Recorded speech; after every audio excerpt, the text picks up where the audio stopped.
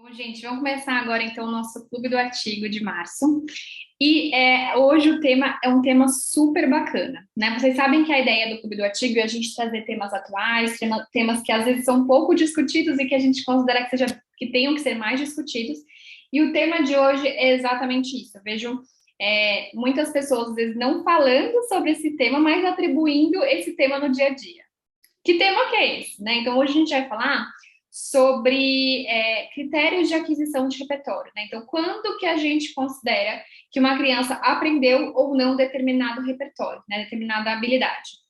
E aí, eu sempre vejo, né? Tipo, eu considero se a criança acertar um dia de 100%, ou se a criança acertar 2 dias de 90%.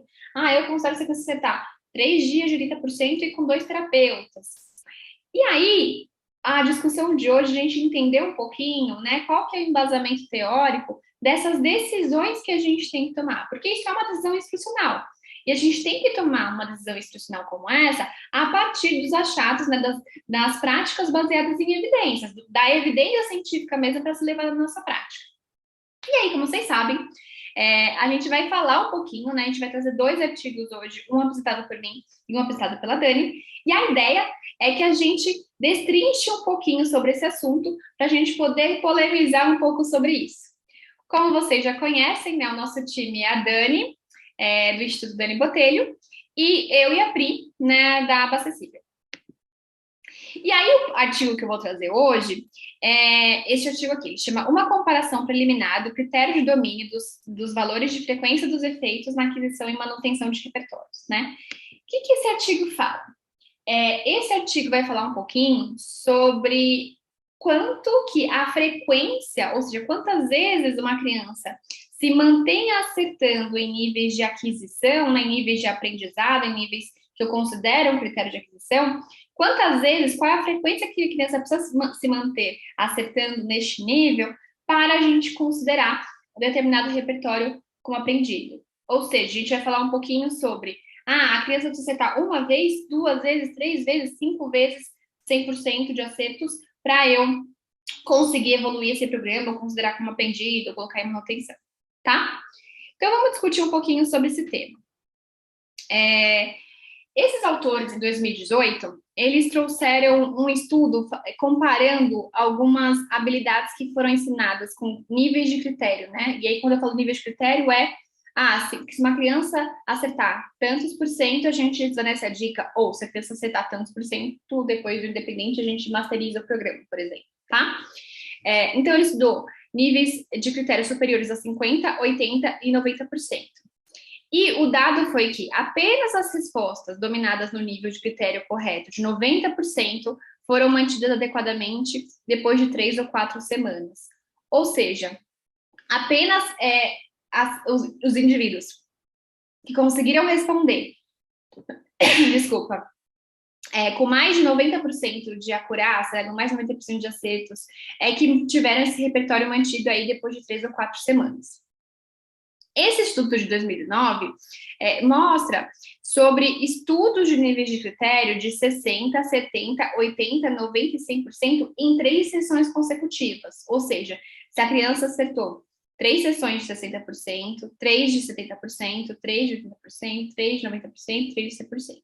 E aí, o que esse estudo mostrou é que só as crianças só os indivíduos, na verdade, né, que acertaram 3 blocos consecutivos de 100%, quando comparado aos outros, que tiveram aí a manutenção de maneira adequada nas semanas seguintes. Ou seja, só quem teve o máximo, né, de 100% de acerto em 3 dias consecutivos, que tiveram o repertório mantido, né? E isso é um dado muito importante, né? Então, a gente está vendo já aqui que números maiores de acurácia, números maiores de acertos, já predizem um pouco que a criança vai conseguir manter mais ou menos certo repertório, tá? Aí também a gente tem esses 2 estudos de 2021 que fizeram um apanhado e mostraram que só critérios de 90% e 100% que produziram manutenção adequada nos repertórios avaliados. O que a gente está vendo aqui? Que quanto mais alto o nível de acurácia, quanto mais alto o nível de acerto dos alunos, mais eles mantêm o repertório ao longo do tempo. Só que nenhum desses estudos comparou quantos blocos que precisa ter. Então, os estudos lá de cima avaliaram uma vez de 80%. Esse estudo de 2019 avaliou 3 sessões consecutivas.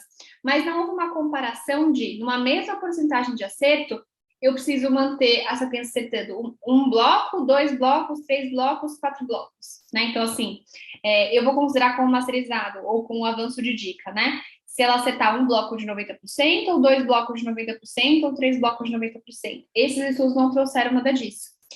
E aí, o que esse estudo vai falar um pouquinho é sobre isso, sobre essa frequência de vezes, né? Esse tanto de vezes aí que o indivíduo, a criança, acertou em níveis de aquisição, em níveis aí, vamos colocar 90%, para a gente avaliar quantas vezes esses blocos que ela acerta, de fato, vai interferir na manutenção deste repertório, tá? E a gente precisa entender um pouquinho o que é essa tal de frequência.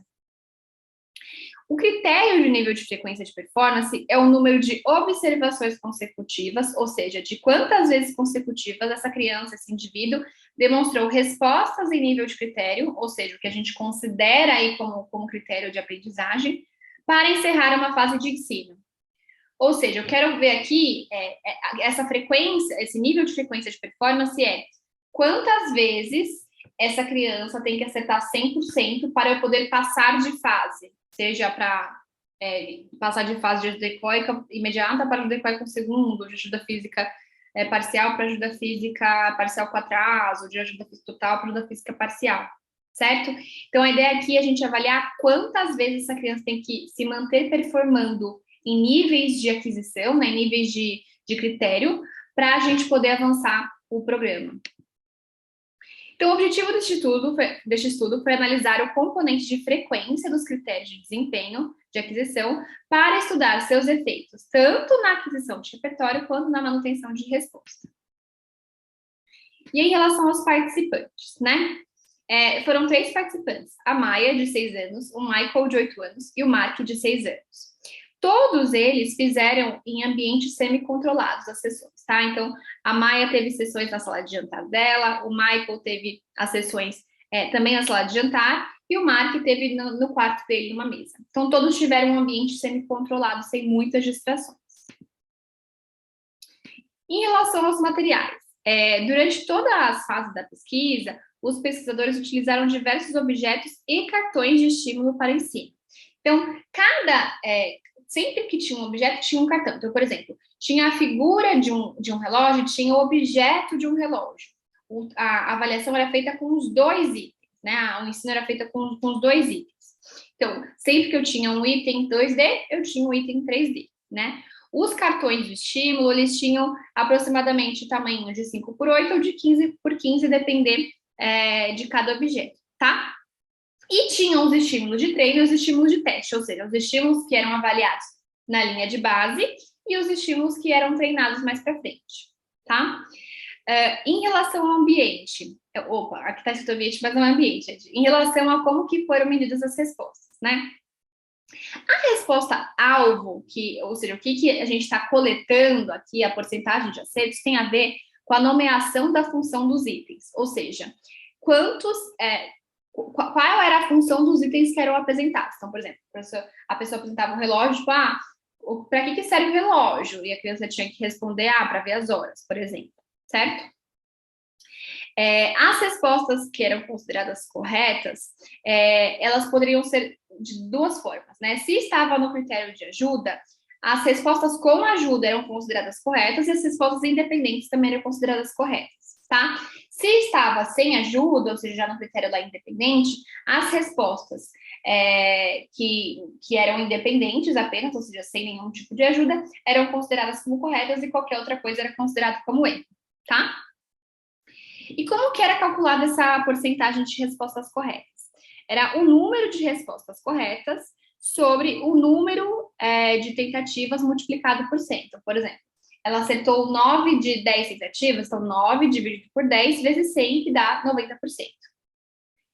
E também eram medidas as sessões até o critério, ou seja, o número de sessões que um participante precisava para atender o critério de desempenho durante a fase de aquisição das habilidades. Então, por exemplo, Para eu passar de ajuda física leve, de ajuda física total para ajuda física parcial.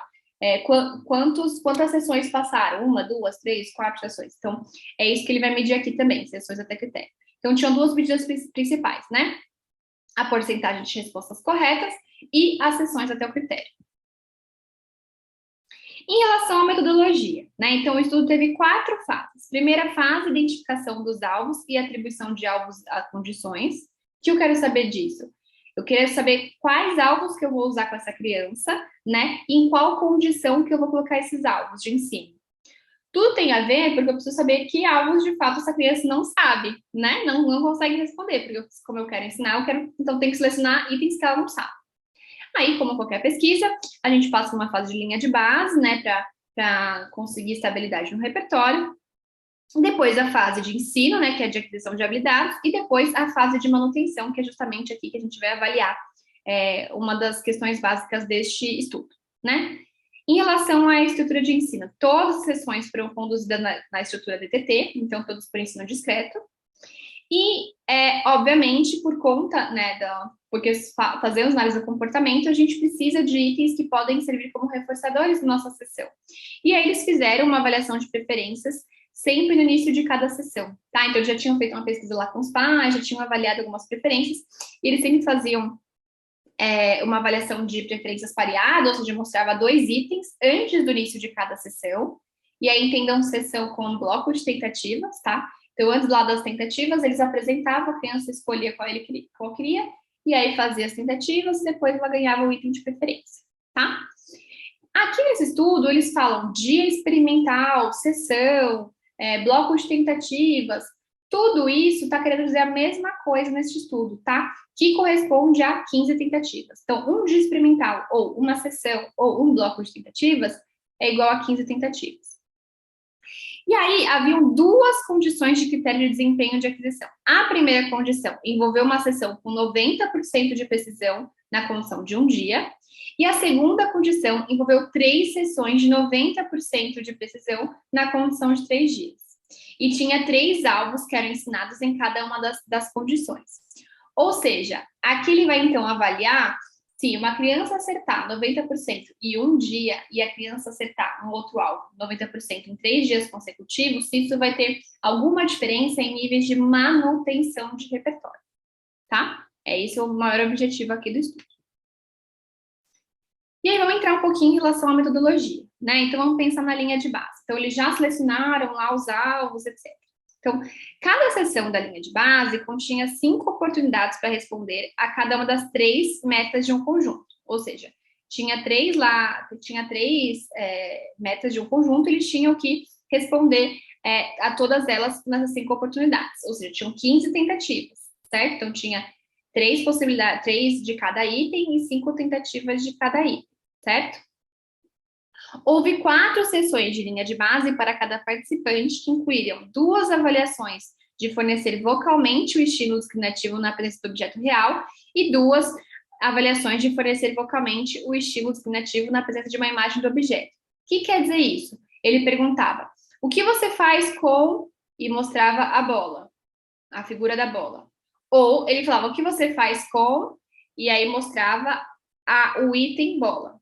Então, perguntavam o que você pode fazer com e para que você usa um, tá? Não houve nenhum feedback nessas tentativas de linha de base. No entanto, os pesquisadores tiveram que intercalar outros 15 intraverbais aí durante as tentativas de linha de base para garantir motivação das crianças, né? E eu entregando fichas contingentes a esses intraverbais que elas já sabiam responder e que não tinham a ver com a pesquisa, tá? Era mais para manter a criança respondendo motivada, né, engajada ali no experimento. Em relação à fase do estudo, né, tipo, a fase de ensino. Então, a gente já conversou que cada sessão tinha 15 tentativas, né, e essas tentativas, elas faziam parte lá da estrutura do ensino tentativa discreta, e eles usaram o esquema de dicas, né, então, usaram o ensino com dicas most to least. Então, partia do mais intrusivo para o menos intrusivo.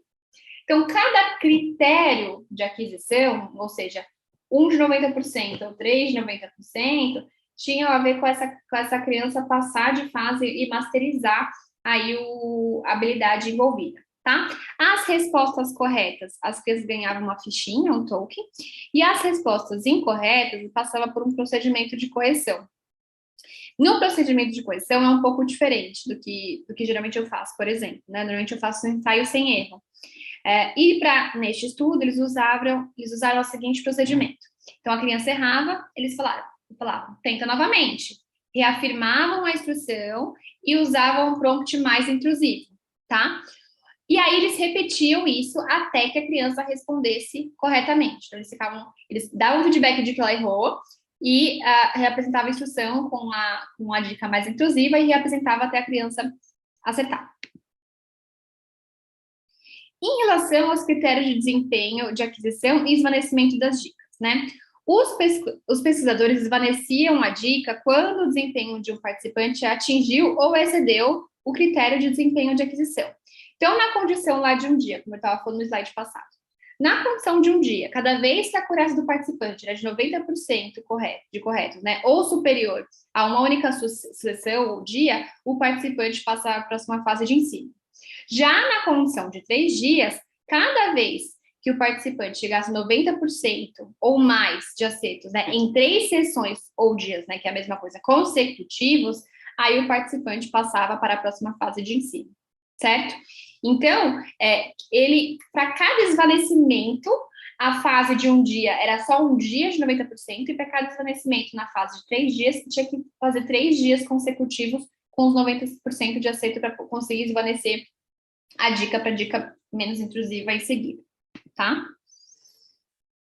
E aí, em relação à fase de manutenção, os pesquisadores começaram a avaliar a manutenção de resposta após a resposta de um participante atender ao critério de desempenho de aquisição, que é 90% por dia ou 90% em 3 dias, né, conforme a condição, durante a fase em que não eram mais usadas ajudas verbais, porque começou com a ajuda verbal mais intrusiva e foram atrasando até que era só a imagem do item presente, tá? Então, quando não tinha mais nenhum tipo de ajuda, ou seja, quando de fato a criança aprendeu, eles começaram a calcular aí a manutenção, quantas vezes que essa resposta se manteve sem passar por nenhum tipo de ensino, né? Só passando pela testagem, mas sem nenhum tipo de ensino. As sessões de manutenção foram idênticas de linha de base, então eles avaliavam as respostas na presença dos objetos físicos e não de imagens, e os pesquisadores pretendiam realizar sessões de manutenção uma vez por semana a cada 7 dias, por 3 a 4 semanas. E aí, quando eles falam que eram idênticas à linha de Barmas, é que eles não reforçavam as respostas corretas, tá? Eles simplesmente iam perguntando, eles iam dando os SDs, né, perguntando, a criança respondendo, e eles faziam perguntas, outros intraverbais intercalados, e reforçavam esses outros intraverbais que não tinham a ver com a pesquisa, para manter a criança motivada, engajada, mas não reforçava o que foi treinado, tá? Então, justamente para não sofrer nenhum viés de aprendizagem durante esse período, porque a gente quer ver se manteve mesmo sem treino, tá? Então, foi feita uma vez por semana, nas 3 ou 4 semanas seguintes. E aí, vamos ver um pouquinho dos resultados. Então, aqui a gente tem o resultado da Maia, tá? Aqui é o resultado da Maia em relação à linha de base das figuras e dos objetos. Então, ela não respondia para nenhuma delas, tá? Isso aqui na condição de um dia e na condição de 3 dias. Aqui, no primeiro critério de dica, né? Então, ela já obteve ali 90% de acerto, como era um dia só, ela passou para o próximo critério. Aí aqui ela teve menos, né, 80%, depois atingiu 90% e passou para o próximo critério. Esvaneceu e aí aqui foi adquirido, tá? E aqui no critério de 3 dias, a mesma coisa. Então, ela passou para cá, teve aqui foi um erro, né? Deveria ter sido 3 dias, aqui 3 dias e aqui 3 dias. O que a gente pode ver em relação à manutenção, né? Aqui são os dias desde que a criança masterizou, que aí no caso de 3 dias foi com 12 dias de aplicação, e no caso de um dia foi com 8 dias de aplicação, tá? Então, a Maia conseguiu masterizar esse programa com 8 dias, no critério de um dia de aquisição, de critério de aquisição, né, de critério de domínio, E na modalidade de critério de domínio de 3 dias, ela conseguiu com 12 dias de aplicação desse programa. Mas vejam que, em relação ao critério de manutenção, ó, a intervenção de um dia, né, que vou considerar apenas um dia, de 90%, teve resultados de manutenção muito próximos aos resultados das 3 dias. Teve levemente abaixo, tá? Mais um dado que é relevante é que a Maia completou a condição de um dia em 8 dias e a condição de 3 dias em 12 dias para resultados similares de manutenção. E aqui foi o conjunto 2, né, que teve resultados bem similares também. Então, veja só, aqui ela conseguiu aqui em 8 dias e aqui em 13 dias, né? Aqui o 7, que ela aprendeu com um dia só, com critério de domínio de um dia, ou seja, começou com ajuda física, ajuda verbal imediata, e aí depois de um dia de 90%, ela já passou para a fase para a dica menos intrusiva e depois para a dica menos intrusiva, e aqui após de 3 dias com 90% de acertos. Pode ver aqui, né? E a gente vê também que a manutenção se manteve muito similar, tanto no conjunto que ela aprendeu com a condição de um dia de domínio, quanto na condição de 3 dias de domínio. Então, apesar dessa diferença de dias, a manutenção se manteve muito similar. Então, a Maia completou a condição de um dia em 56% menos dias que a condição de 3 dias, né? E os níveis de manutenção foram muito similares. Aqui já é o gráfico do Michael. O Michael, no 7.1, né? Aqui a gente pode ver da linha de base que teve com ele, tá? Então, figura, objeto, teve 2 pontos de linha de base. Lembrando que é uma linha de base múltipla, né? Então, por isso que a Maia teve só 1, agora ele tem 2. Aqui ele passou, então, pelo critério de dica mais intrusivo, né? Então, demorou para chegar aqui, mas chegou a 100%. Um dia só, passou para a próxima fase. Chegou aqui 90% um dia só, passou para a próxima fase, teve 80% e depois 90%, tá? E aí aqui ele masterizou o programa. Aqui, já nas 3 dias, a gente pode ver que demorou um pouquinho mais. Então, o Michael conseguiu aprender em 10 dias, quando o critério quando a condição de critério de aprendizagem era de um dia, e na condição de critério de aprendizagem, ele conseguiu aprender com 16 dias, tá? E pode ver que a manutenção não dá nem para ver a linha de um de outro, porque eles se assimilaram aqui. Ele teve 100% de manutenção do repertório nos 2 conjuntos.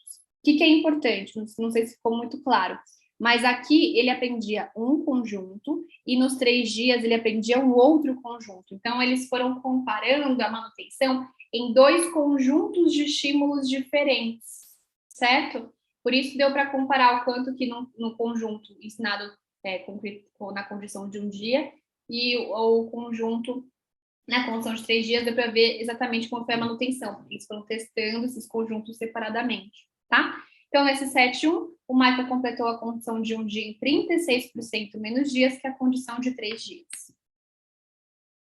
E no 7.2, a gente teve resultados muitíssimo similares, né? Ele teve um pouquinho de dificuldade de passar pela primeira fase, e ele teve uma mudança aqui de procedimento, e aí depois ele manteve o responder alto e foi passando aí de dicas até masterizar o conjunto, esse conjunto de estímulo aqui na condição de um dia. Na condição de 3 dias, ele também teve um aprendizado mais difícil aqui, então houve uma dificuldade, e depois ele conseguiu, né, ir bem nos critérios seguintes. A gente pode ver que ele demorou, então, 13 dias para bater esse critério e, deixa eu ver, 17 dias para outro critério, tá? E o que é importante, a manutenção se manteve muito parecida, né? Então, a manutenção ficou bem similar. E aqui, o último participante, que é o Mark passou, né, pela linha de base também. E aqui a gente pode ver já as fases de ensino do Mark. O que a gente viu? Que demorou um pouquinho aqui, né, para passar pelo ensino, principalmente nesse tipo de dica aqui, mas depois ele obteve a masterização, né, masterizou, porque a gente considera aqui que é só um dia acima de 90%, ele já masteriza. Aqui, na condição de 3 dias, a gente pode ver o desempenho dele aqui, que ele manteve um desempenho bem mais alto do que nesse aqui, que foi muito mais volátil, certo? Mas, de toda forma, em relação à manutenção, mesmo esse set tendo sido mais difícil, ou seja, ele não ter ido bem no começo, e a gente ter considerado como critério de acerto só um dia aqui de atingir o critério, mesmo tendo sido um processo difícil, a manutenção foi muito similar ao de 3 dias, né? Então, o Mark atinge o critério de acertos, né, de um dia em 8 dias e na condição de 3 dias em 12 dias. Isso foi 33% a menos para a condição de um dia e os resultados de manutenção muitíssimo similares. E aí, o que a gente viu, então? Então, de maneira geral, a gente viu, né, de maneira bem geral nesses dados, que todos mantiveram o repertório independente de se a condição de masterizar, né? Se a condição de aprendizado era um dia de 90% ou 3 dias consecutivos de 90%. Ou seja, a gente observou que as diferenças no número de sessões necessárias para atender o critério de desempenho e resultados de manutenção de resposta são comparáveis. Então, o quanto que esses indivíduos conseguiram manter são muito comparáveis. Porém, a gente viu que o número de sessões foi muito difícil, foi muito diferente. Então, para um dia foi muito mais rápido do que para 3 dias, né? A gente também notou que o desempenho durante a aquisição pareceu cair um nível mais baixo quando as dicas foram esvanecidas na condição de um dia.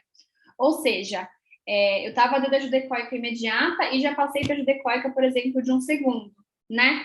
A gente pode ver que nos gráficos o desempenho foi um pouco menor na primeira sessão, logo que houve o esvanecimento de dica, que não é uma coisa que a gente vê, por exemplo, nos outros, no critério de 3 dias, né? A gente pode ver aqui, por exemplo, ó, esse aqui é um dos exemplos, né? Então, logo depois que esvaneceu a dica, putz, foi muito difícil para ele voltar. E já aqui, logo que esvaneceu, ele se manteve bem em todas as tentativas, né? Aqui também a gente teve um exemplo desse, então logo que teve a dica foi difícil, mas depois ele conseguiu manter, e aqui sempre desempenhos muito similares, então essa oscilação não se viu na condição de 3 dias, tá? Então isso é uma coisa importante, e aí eles fizeram um outro estudo para avaliar como que foi essa porcentagem de acertos na primeira tentativa depois do esvanecimento de dica. Então, eles, para avaliar essa precisão de cada participante durante a primeira sessão, iniciando uma nova fase de aquisição com um prompt esvanecido, ou seja, a primeira sessão após ter esvanecido uma dica, eles avaliaram qual foi o nível de precisão, qual foi a porcentagem de acertos, né? E aí, o que apareceu aqui? Que na condição de um dia, a primeira sessão após esvanecer a dica foi uma média de 88% de acertos. Quando a de 3 dias, a média foi 97% de acertos. Então, a gente pode ver que esse indivíduo, apesar de ter mantido o repertório, né, em níveis de 90% lá, perto de 90%, ele aprendeu com mais erros do que este daqui, né, apesar de ter sido mais rápido também. E aí, nesse teste T, a gente vê que o desempenho na primeira sessão de aquisição numa nova fase foi significativamente maior na condição de 3 dias em comparação com a condição de um dia. E aí, esses resultados mostram que, apesar da eficiência geral, né, total aí, da condição do critério de um dia, ou seja, que conseguiu manter, que conseguiu fazer as crianças aprenderem, quando os participantes experimentavam as dicas desvanecidas, ou seja, quando era tirado um pouco da dica, os participantes tinham um desempenho mais alto na condição de 3 dias do que na condição de um dia. Para algumas crianças, por exemplo, que são mais intolerantes a erros, pode ser um dado importante para você pensar no seu critério de aprendizagem, ou seja, no seu critério para esvanecimento. Então, é um dado para a gente pensar em relação à nossa escolha instrucional, a depender da criança, do repertório da criança, do perfil de criança que a gente está atendendo. E aí, de maneira geral, esse estudo examinou como o componente de frequência dos critérios afeta a aquisição de novas habilidades e a manutenção de respostas altas. Em 3 participantes e nas 5 comparações totais, né, que houve 2 da Maia, 2 do Michael e 1 do Mark, né? O Mark foi o que teve um 7 só. Em todos eles, a condição de um dia produziu aquisição mais rápida, né? E aí variou de 31% a 56% menos sessões. E teve um repertório mantido, né? Houve manutenção de resposta de maneira muito comparável. Então, a diferença nas condições de um dia e de 3 dias não afetou, de fato, a manutenção de repertório, né? Isso não foi um dado relevante que a gente viu nesse estudo. Então, e aí a gente pensa que esse dado não é surpreendente, porque a literatura mostra que só de chegar a 90% a 100%, essa criança já consegue manter o repertório. Então, não importa muito se vai ser um dia ou 3 dias, mas só dela conseguir acertar bem, já produz maior manutenção de resposta, certo? Do que um critério de aquisição mais baixo. Então, parece que o número de a porcentagem de acertos é mais significativa do que quantas vezes essa criança se mantém acertando a esse nível de acerto, tá? E aí, a gente pode pensar que esse estudo mostra que é possível projetar componentes instrucionais, ou seja, é possível você projetar o jeito da sua estrutura de ensino de tal forma que leve a ganhos de eficiência, mantendo uma resposta durável. Ou seja, eu vi aqui nesse estudo que eu fazer a criança responder corretamente apenas um dia, e não precisa ser 3 dias para eu considerar como aprendizado, já é suficiente em termos de manutenção de repertório, né? E aí, enquanto algumas pesquisas de aba mostram que precisa de muito tempo para ter resultados acadêmicos e comportamentais, a gente consegue maximizar esses resultados mudando, então, o critério de aquisição, que não precisa ser de 3 dias e pode ser um dia só, tá? Então, como a gente viu que não teve muita diferença, isso poderia deixar o aprendizado muito mais rápido, porque eu poderia economizar, então, esse tempo que eu estou continuando ali, permanecendo no critério de 3 dias. Se eu estiver fazendo um dia, só de um dia, esses outros 2 dias a criança pode estar aprendendo outra coisa. E aí eu vou estar conseguindo maximizar as minhas oportunidades de ensino, de novas habilidades, e com uma estabilidade de repertório muito similar, certo?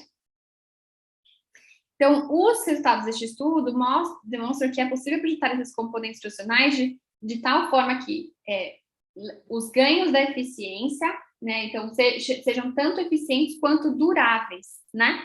E aí, esse tempo de instrução economizado, como eu falei, é um tempo que a gente pode usar de ensino para alocar para novas habilidades funcionais, o que vai ter um efeito muito importante em termos de rapidez em aquisição de repertório e de tempo para você conseguir novos repertórios de maneira mais fácil.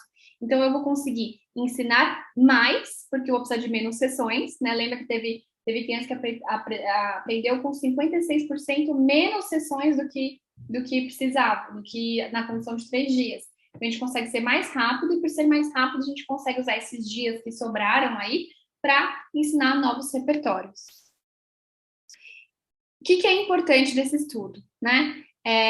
A gente sabe que crianças com menos repertório, elas, como as estudadas no estudo de 2019 que a gente trouxe, podem exigir frequências mais longas de critério de desempenho. Ou seja, talvez esse um dia não sirva para essa criança, tem que ser 3 mesmo, tem que ser 4, tem que ser 5, né? E isso é suportado até pelos dados da figura 6, que eu estava falando para vocês, né? Então, tipo, que a criança com um dia só, ela apresentou um desempenho um pouco menor quando mudou de dica. Então, é um dado importante para a gente pensar no aluno que a gente está ensinando, né? E outra coisa importante desse estudo é que foi com apenas 3 crianças e com um perfil muito específico. Eram crianças que eram verbais vocais, que já tinham um nível similar, que conseguiam falar frases, conseguiam fazer mandos não tanto de maneira consistente, mas conseguiam. Então, foi para um perfil específico. Não é necessariamente um dado que pode ser usado para todas as crianças, mas é um olhar que a gente tem que ter em cima desse critério de aquisição para avaliar, de fato, quanto que essa criança precisa ou não de tantos dias ou tantos blocos consecutivos de 100% ou de 90% de acerto. O que a gente viu que é certo e que vários estudos comprovaram é que os indivíduos que acertavam acima de 90% conseguiam manter muito mais o repertório. Agora, em relação à comparação a dias, para este grupo, né, para número de sessões, este grupo não apresentou tanta diferença. Porém, vale a pena a gente fazer esse mesmo teste com os nossos alunos. Então, a esse conjunto, eu vou ensinar com o critério de 90% em um dia, para poder passar de dica. E esse, com 3 dias consecutivos de 90%, eu vou possibilitar que ele passe de dica, né? A mesma criança, com dois conjuntos diferentes, e eu vejo qual condição que essa criança dá melhor, qual que ela consegue atender e qual que mantém esse repertório.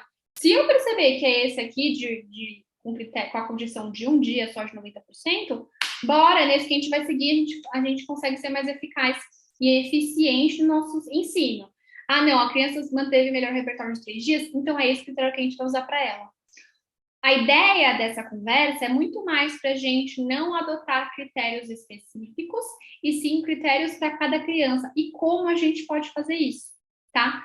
Outra coisa que é uma limitação desse estudo também é que foi feito só para uma habilidade específica aí de parte intraverbal, parte tato, e não foi feita para outros tipos de habilidades, lá de imitação, segmento de instrução e tantas outras habilidades, tá? Então, é um recorte, mas é um dado muito importante que mostra para a gente que alunos que acertam mais acabam mantendo mais repertório, e parece que a quantidade de dias em que a criança se mantém performando no mesmo nível não é tão importante na manutenção, mas que esses dados são tão importantes que devem ser testados sim e avaliados sim nos nossos alunos para a gente determinar qual o melhor critério de aprendizado para cada uma delas.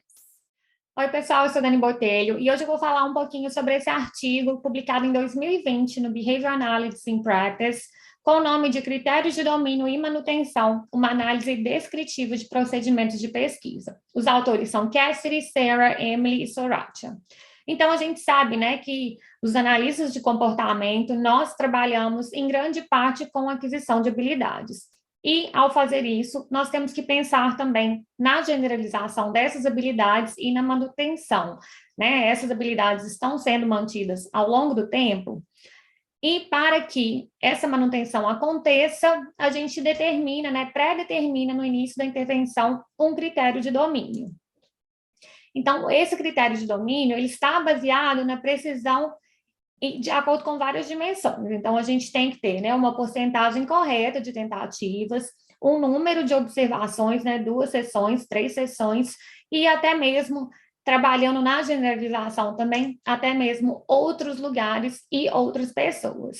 Então, a partir do momento que a habilidade atingir o critério de domínio, a gente passa para um período de manutenção. Então, esse período de manutenção, ele vai ser, né, pré-determinado também pelo analista, que pode envolver nenhum ensino adicional, ensino com menos frequência, ou realização de sondas de manutenção para ver se aquela habilidade vai ser, né, vai precisar de ensinar aquela habilidade novamente. Então, de acordo com os autores dessa pesquisa, eles viram que tinha uma falta de pesquisa focada para identificar, né, componentes específicos de critérios de domínio empregados por analistas de comportamento, tanto analistas clínicos, né, que trabalham diretamente ali com o cliente, tanto na parte da pesquisa. Então, entrando aqui na revisão da literatura, uma análise feita por Love e colegas em 2009 buscou identificar práticas comuns de profissionais utilizando uma pesquisa com 43 perguntas na internet. Esses profissionais eram analistas que trabalhavam com intervenção precoce. Então, foram feitas várias perguntas sobre estratégias para promover aquisição, manutenção e generalização de habilidades. E os resultados indicaram que, de acordo, né, com a maioria dos analistas, todos exigiam uma certa porcentagem correta em várias sessões, seguido por uma certa porcentagem correta entre terapeutas. Então, além, né, de 80%, 90% ou 100% de acertos nas tentativas, teria que ter um número correto de sessões, então 2 ou 3 sessões, e também outros terapeutas visando aí a generalização. Só que nessa pesquisa específica, eles não falaram, né, quais os critérios, não definiram aí para a gente os valores específicos que os analistas usavam. Já Richling e colegas, em 2019, eles conduziram uma outra pesquisa também relacionada a esses critérios de domínio, com analistas de nível mestrado, BCBAs, e analistas de nível doutorado, BCBADs. E acharam, né, os achados foram muito semelhantes aos achados do outro estudo de Love, que a maioria dos analistas relataram que eles determinam, né, o domínio com uma certa porcentagem de tentativas corretas ao longo de um certo número de sessões. Então, a maioria dos analistas, nesse caso, 52% dos analistas que responderam, relataram que eles usam um critério de 80% em 3 sessões, e 7% apenas relataram usar um critério de 100% de domínio. Richling, em 2019, realizou também uma avaliação da manutenção após a aquisição de habilidades ao aplicar diferentes critérios de domínio. Então, nesse caso, eles viram que o quê, né? Aplicando um critério de domínio de 80%, por exemplo, essa habilidade vai se manter ao longo do tempo, e os resultados mostraram que um critério de domínio de 80% correto em 3 sessões não foi suficiente para promover a manutenção dessas habilidades. Além disso, um critério de 90% também de acertos em 3 sessões não produziu manutenção consistente. Só um critério de 100% em 3 sessões que foi mais eficaz para promover aí a manutenção das habilidades ensinadas. Fuller também fez, em 2018, um estudo com resultados semelhantes desse aqui que a gente acabou de ver, do Richling de 2019, Richling e colegas de 2019. Então, o resultado desse, né, apoiam as descobertas do outro que um critério de domínio mais alto pode promover maiores porcentagens de manutenção daquelas habilidades. Então, nesse estudo específico, o critério de 90% em uma sessão foi eficaz para promover a manutenção das habilidades ensinadas. Então, os resultados, né, de vários desses estudos sugerem que o critério que a maioria dos analistas de comportamento, né, do comportamento usam, de 80% em 3 sessões, eles podem não promover a manutenção de habilidades, né? E pela falta de pesquisa nesse assunto, pode-se argumentar que esses procedimentos que nós adotamos, né, são baseados em conhecimento e não evidências empíricas. E muitos profissionais também, é comum, né, eles relatam que na supervisão, né, quando eles estavam fazendo as horas supervisionadas, eles acabaram, os analistas que estavam supervisionando, né, os supervisores, usavam um critério específico e eles acabaram aprendendo dessa forma e passando isso para frente. Então, o objetivo desse estudo foi revisar, né, sistematicamente os estudos entre 3 anos, de 2015 e 2017, para ver qual que eram os critérios, né, específicos mais usados, tanto na pesquisa quanto na parte clínica. Então, os autores incluíram artigos publicados dos anos de 2015 a 2017, foram artigos publicados em 3 periódicos, que foi o JABA, Análise do Comportamento em Prática e Intervenções Comportamentais, o critério de inclusão de cada artigo. Então, o artigo teria que ter um programa de aquisição de habilidades, onde o principal objetivo seria aumentar a frequência ou precisão de um ou mais comportamentos. E também tinha que envolver a manipulação direta de variáveis para alterar alguma dimensão do comportamento. Intervenções usando não humanos não foi usado, e eles também, né, coletaram dados de concordância entre observadores com o segundo observador. O critério para inclusão, então, teve esse critério de inclusão dos artigos, né? E aqui, dos 473 artigos que eles encontraram, somente 157 foram identificados como aquisição de habilidades e foram incluídos nos resultados que vocês vão ver agora.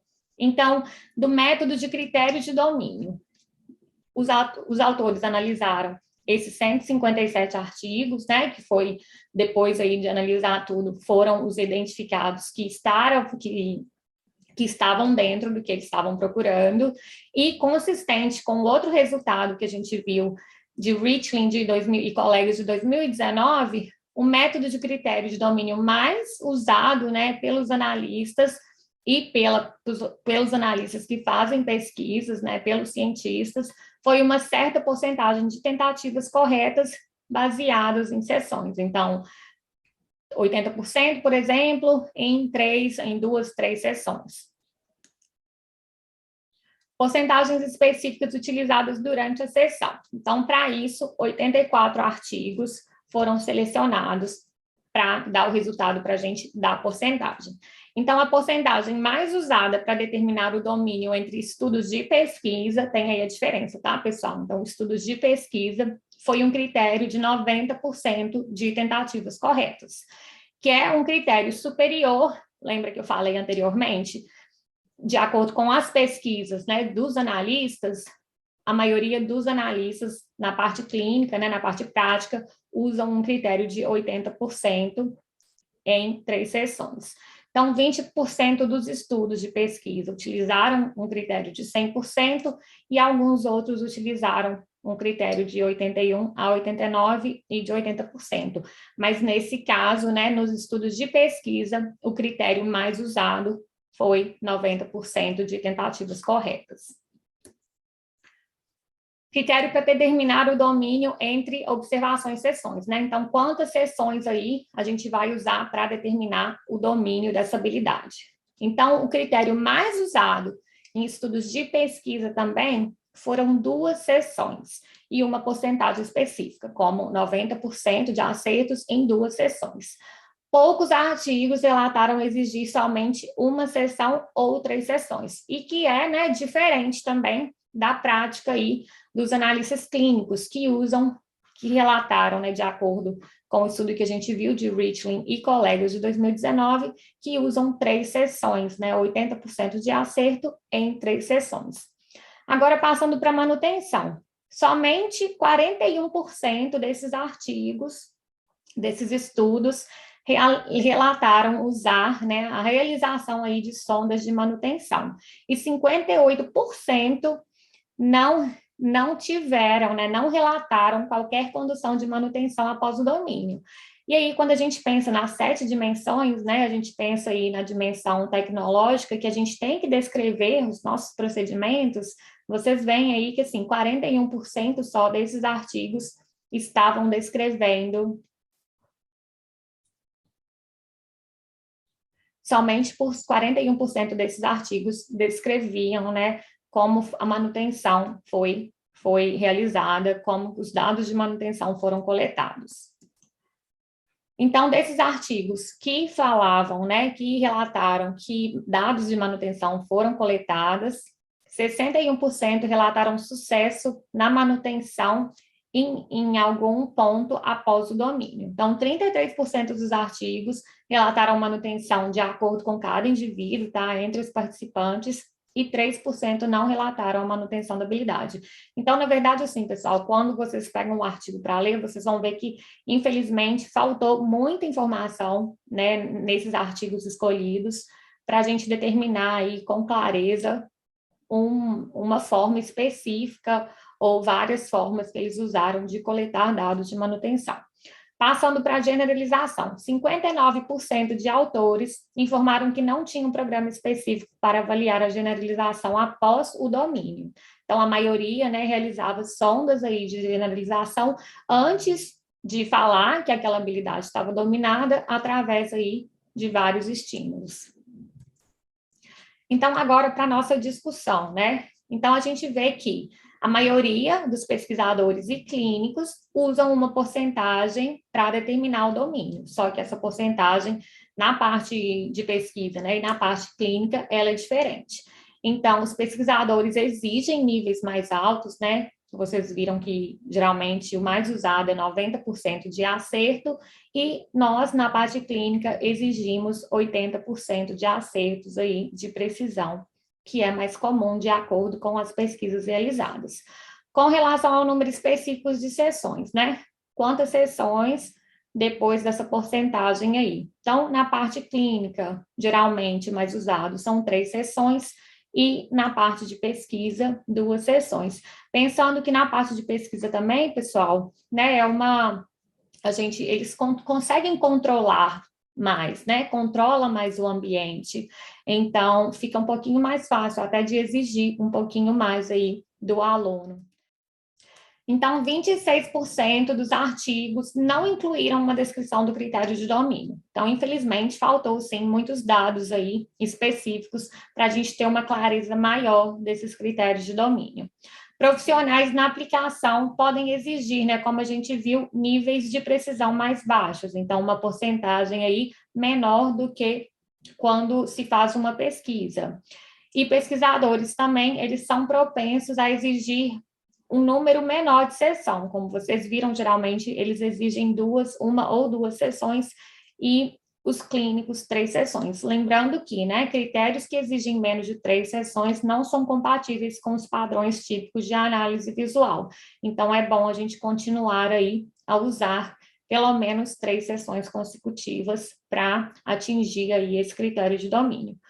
E eles falam também que profissionais, eles podem estar sob pressão para produzir resultados de forma eficiente, o que pode explicar aí, né, a aceitação de uma porcentagem menor.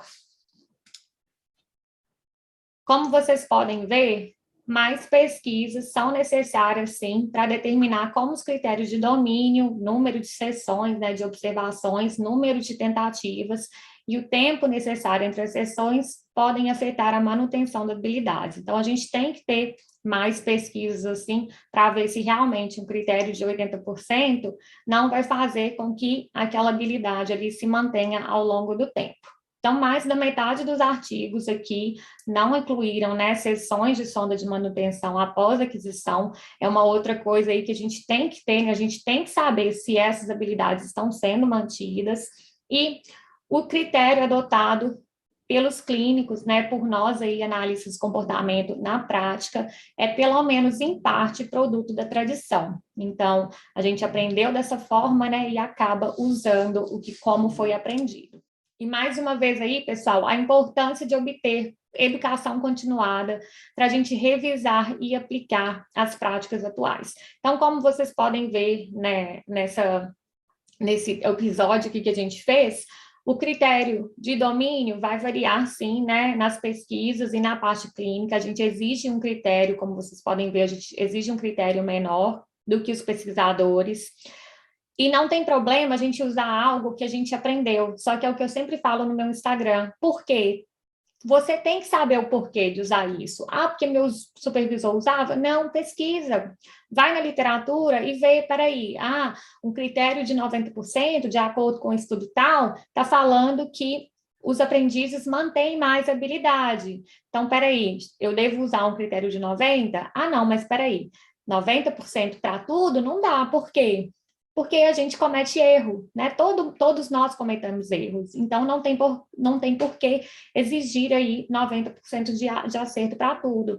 Ah, mas habilidades de segurança, como, por exemplo, atravessar a rua, eu tenho que exigir 100% de acerto. Imagina se eu ensino e o aluno esquece de olhar para o lado para ver se vem carro. Entendeu como o nosso trabalho vai muito além de aplicar um VBMAP, de aplicar um PIC? Por quê? Porque a gente tem que analisar tudo no ambiente. Então, é o quê? Esse aprendiz aqui, ele tem uma dificuldade maior de aprender. Vou exigir um critério de domínio maior. Por quê? Porque eu sei que se eu exigir um critério menor, ele não vai manter essas habilidades. Então, é isso que a gente faz. Não é só copiar e colar, não é só porque o seu supervisor te ensinou que é 80% em 3 sessões. A gente tem que ver o que é melhor para cada um, tá bom? Como vocês viram também, né, a gente precisa aí de mais pesquisas, então quem está nessa área, por favor, é uma ideia aí de pesquisa. Eu espero que vocês tenham gostado e eu espero que, né, façam um pouquinho aí de diferença na parte prática de vocês. Até a próxima.